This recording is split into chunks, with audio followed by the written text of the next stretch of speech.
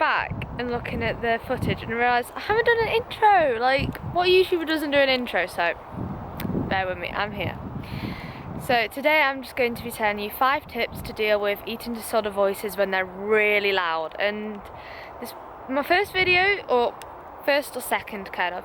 So bear with me, there probably isn't the best quality yet, but I'm getting, just bear with it. But 5 tips for dealing with the eating disorder voice when they're really loud. And I'm sorry about the wind in tip number 2, it got a bit much. But yeah, hope you enjoy it. Hello, so we are off on a walk. Me, my dad and the boys and Pippi. So yeah, thought I might take you along on the Jones family walk. So pretty.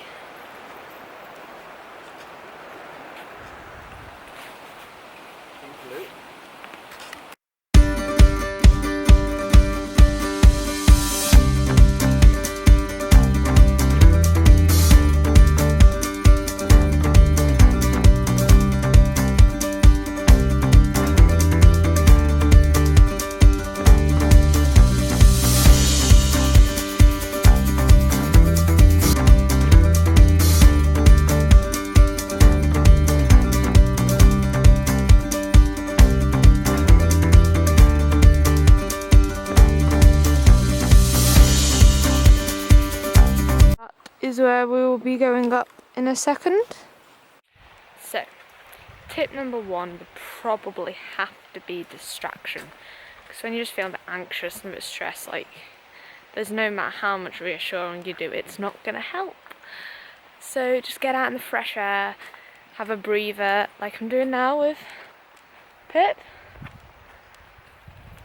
Just get out in the fresh air and just distract yourself. Like, nature is an amazing one.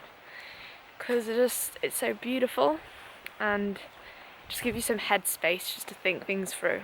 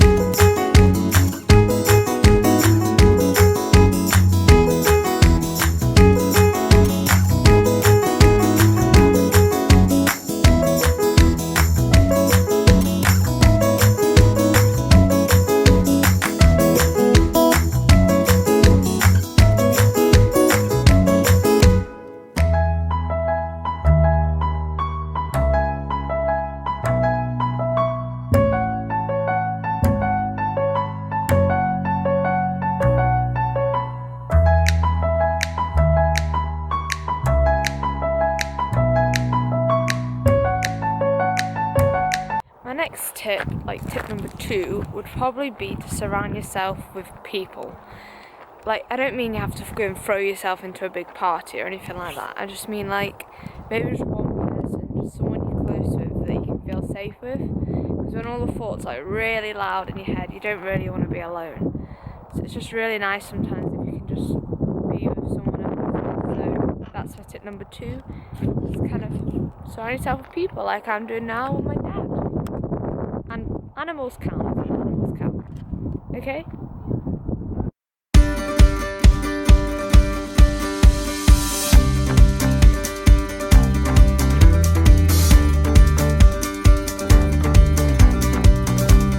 And I'm back, and tip number 3 for dealing with, like, Pip, kind of the negative emotions of having an eating disorder, and just how to kind of battle through it, because when it's so loud in your head, I understand like how horrible it is to try and get through.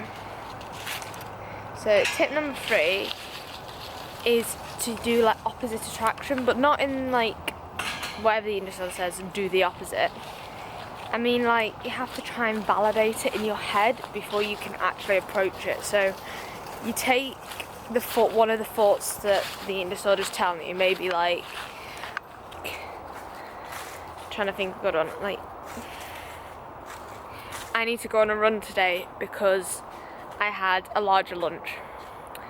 Or I need to go on a run, I need to exercise now because I've just had a snack, or I've just eaten something. I always think through my head, well, why?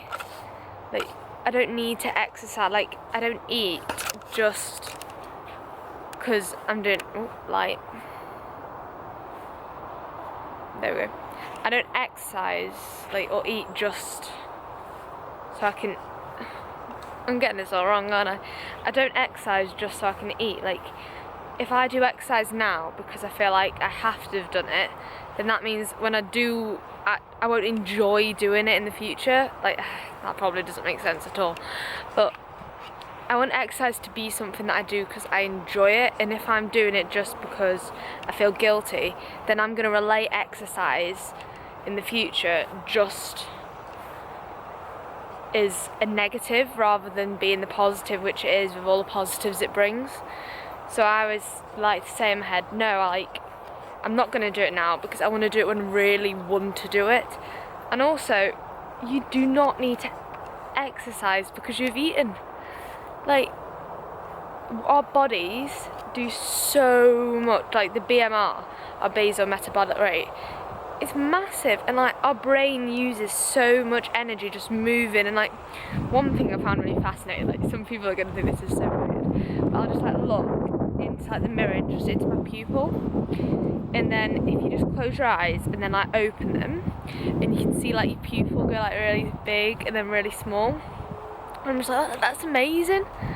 And it takes energy. Like, a car doesn't move without fuel, and all the little things, and especially when you've got an eating disorder, like, they all take energy just to breathe. Like, even like a little mindfulness thing, that if you just stop whatever you're doing and just breathe and think of how much power that is just to fill your lungs, and you do not need to exercise. Like, that takes energy, and you don't need to be exercising to compensate. It's just, when you think about it, but the eating disorder gets in there, and it tries its best, but just try and, I don't know how to describe it, like, unjustify the thoughts. Just like go through it and just kind of de-pick the eating disorder thoughts, which I always think is a great one.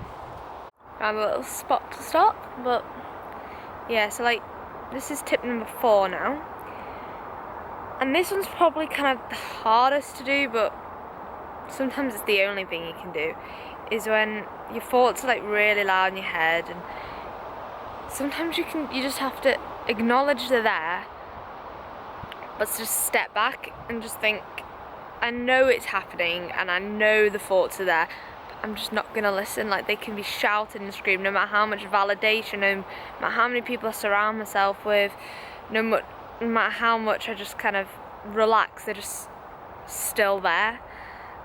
And I think those times you just have to kind of accept it and just kind of acknowledge they're there, but just don't let them control what you're doing. Just carry on with what you're doing and just acknowledging it. Sometimes that's all you can do, and I know it's really hard to do. There we go. And I know that's like really hard to hear sometimes, that there's not much you can do about it, but sometimes you just have to acknowledge it's there. And I think I've lost the dog.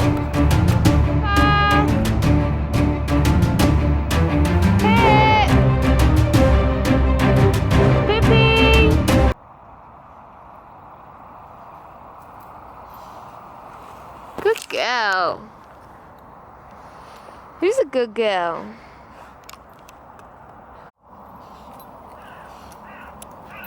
Find a little place to sit.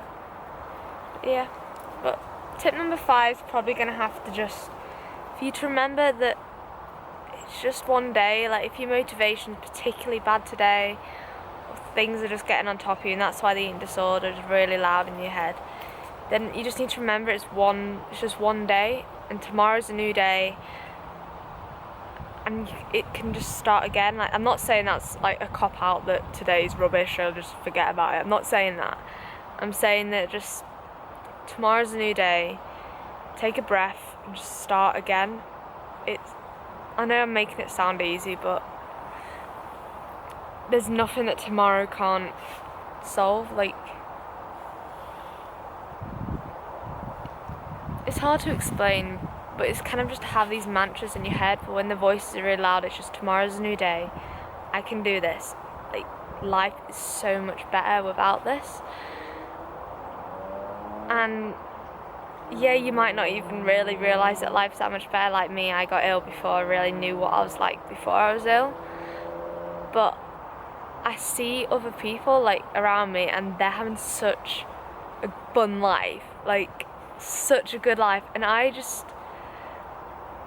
the eating disorder is stopping me from doing so much. Like, I might not know myself before I had my eating disorder, but anything's better than what it is now. Like, I'm grumpy, I'm selfish, I'm vulnerable, I'm sad, but I'm not sad, but it's just you might as well try. And tomorrow's a new day, so when those like voices are really loud, you're just like, my life has to be better without these voices. Like, these voices are what's making me sad, and what these voices are trying to stay there. So tomorrow's a new day. I don't want them here. Remember the pain that you're feeling when they're really loud. Remember that and just use that to your advantage rather than letting it have its advantage. You might as well use the pain to help drive you forward. In the end,